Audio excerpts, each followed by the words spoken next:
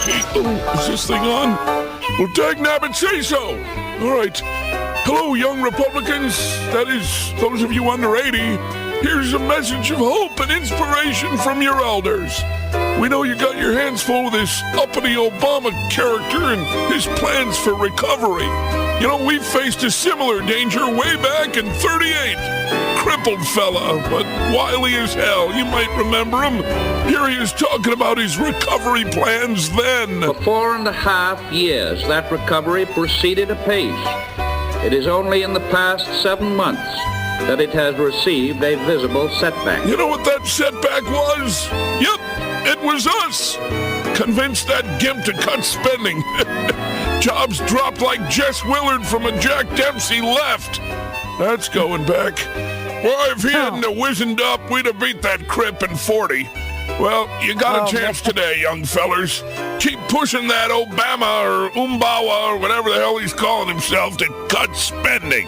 Today, our nation stands on the edge of a precipice, on the edge of a cliff. It's counting on you for a push. You got a legacy to live up to, people. Now, if you'll excuse me, I got a Social Security check to cash. This message brought to you by crotchety old Republicans. Republicans, not just wrong, consistently wrong. Yeah, but we were right about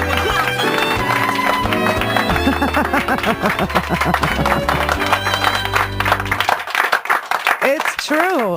Republicans aren't just wrong, they're consistently wrong, and they have been since the beginning of time. Listen, here's the thing.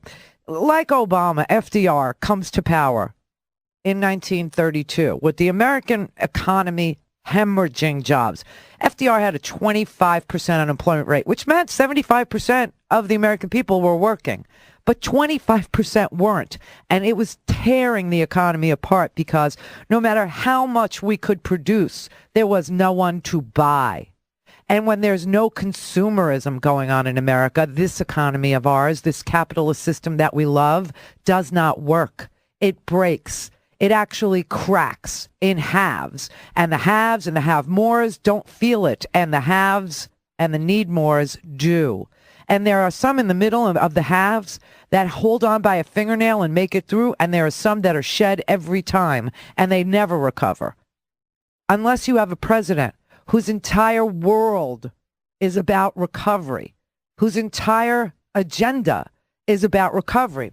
Now, recovery doesn't come cheap, and it always comes at a price, especially for big business, because it's typically big business that is doing it to you.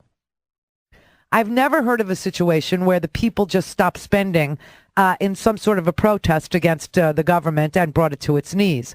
But I have seen it over and over in history where big business stopped spending or never spent on people in the first place, didn't pay them a fair wage, hired their children, didn't have 40-hour work weeks, didn't keep places safe. Guys would die and they just replace them with more guys, use immigrant labor, use whatever they could in order to enrich themselves. And those people didn't have money to buy whatever they were making, and it doesn't work. Never did. Never will. This is a consumer-driven economy. Well, in 1938, FDR had just won his second term. But the Republicans were screaming at the American people via newspapers and radio that this deficit of his was going to break the country, that the country had been broken by big business was no longer the issue for them. The issue for them was that we were spending money to make money, and they wouldn't have it because they didn't want a successful Democratic president in a second term, especially after he had become such a hero to so many in the recovery from the Depression.